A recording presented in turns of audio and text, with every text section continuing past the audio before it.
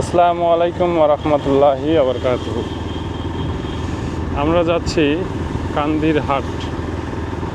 এটা হচ্ছে পীরগাছা থানার আওতাধীন একটি বাজার, ছোট বাজার। যদিও বাজারে আপনার হাট বসে শুক্রবার এবং হচ্ছে মঙ্গলবার। আমাদের চৌধুরানীতে হাট হয় সোমবার, বৃহস্পতিবার। এখানে হয় শুক্রবার এবং মঙ্গলবার। এই বাজারের বিশেষত্ব হচ্ছে এখানে আশেপাশের মানুষ সবাই কৃষিজীবী এবং কৃষির উপর নির্ভরশীল। এখানে একদম সতেজ তরি তরকারি, বিভিন্ন রকমের শাকসবজি সব কিছু পাওয়া যায় এবং অন্যান্য বাজারের তুলনায় কিছুটা কম মূল্যে আগে পাওয়া যায়। তো এখন যদিও যোগাযোগ ব্যবস্থা এবং সব কিছু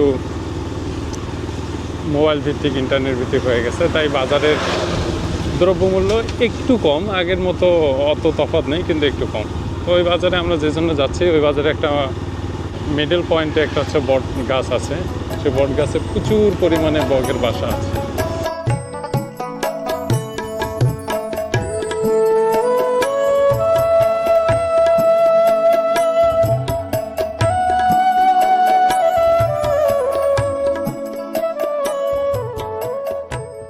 তো যাই হোক, আমরা এখন কান্দিহাট থেকে বা কান্দির বাজার থেকে সাইডে একটু আছি। এখানে দুটো ব্রিজ পরপর। একটু আগে বলছিলাম যে কান্দি বাজারটা একটা হচ্ছে কৃষিভিত্তিক বা কৃষি পেশাভিত্তিক একটি বাজার। এখানে যে তরি তরকারি শাকসবজিগুলো পাওয়া যায় সেটা খুবই সতেজ এবং বিভিন্ন ধরনের দেশীয় দ্রব্য, যেগুলো অন্য অন্য জায়গায় আপনি পাবেন না। দেশি হাঁস মুরগি বলেন, দেশি হাঁস মুরগির ডিম বলেন, সবগুলো এখানে পাবেন। এবং এই বাজারটা লাগে আপনার সন্ধ্যার পর, কারণ সবাই কৃষিকাজ করে, এখনও মানুষ মাঠে কাজকর্ম করতেছে। তো এনাদের কাজকর্ম শেষ করে তারপর হাটে আসবে বা বাজারে আসবে বিক্রির উদ্দেশ্যে এবং কেনার উদ্দেশ্যে।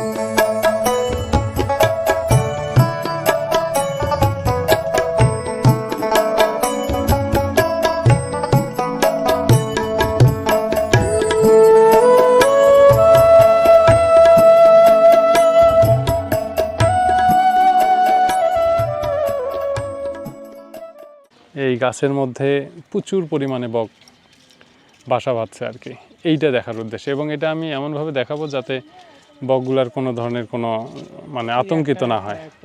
বকগুলা যখন বাসায় ফিরবে সন্ধ্যার আগে আগে, তখন আর কি আমরা ওই গাছটাকে দেখানোর চেষ্টা করবো যে অবশ্যই সেটা দূর থেকে, যেন তারা আতঙ্কিত না হয়, তাদের আবাসস্থলের যাতে কোনো ব্যাঘাত না হয়, তারা যেন ভয় না পায়। কারণ তারা ভয় পেলে ওখানে আর আসবে না।